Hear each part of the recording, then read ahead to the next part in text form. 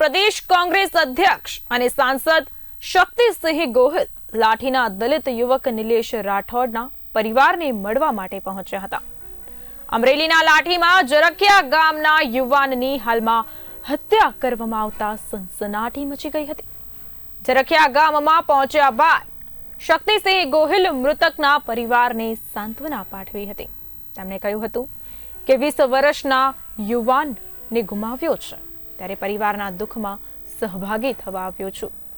કોંગ્રેસથી નારાજ થયેલા ધારાસભ્ય જિગ્નેશ મેવાણી મુદ્દે શક્તિસિંહે પ્રતિક્રિયા આપી હતી। તેમણે કહ્યું હતું કે અમારા કાર્યકારી અધ્યક્ષ છે, કોંગ્રેસના ધારાસભ્ય છે અને અમારી ટીમના એક પાર્ટ છે। એક અતિશય દુઃખદ ઘટના ઘટી છે અને પરિવારે 20 વર્ષનો યુવાન ગુમાવ્યો છે, ત્યારે પરિવારના સભ્યોના દુઃખમાં ભાગીદાર થવા માટે આજે એમની કેટલીક માંગણીઓ એમણે સરકાર પાસે કરી છે। અમારા તરફથી પણ પૂરો પ્રયત્ન રહેશે।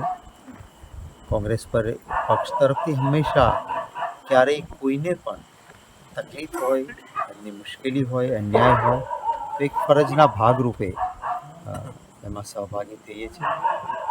આજે અહીંયા આ પરિવારના સભ્યોને મળ્યો છું અને એમના દુઃખમાં સંપૂર્ણ પક્ષ વતી સહભાગી થયો છું।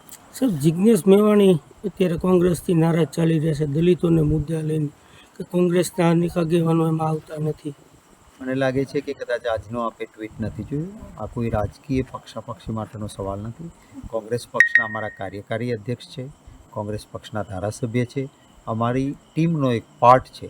સાથે મળીને જ્યાં દાખલા તરીકે સુરેન્દ્રનગરમાં ઘટના બની હતી તો ત્યાં પણ અમે સંપૂર્ણપણે ન્યાયના પક્ષે ઊભા રહ્યા હતા।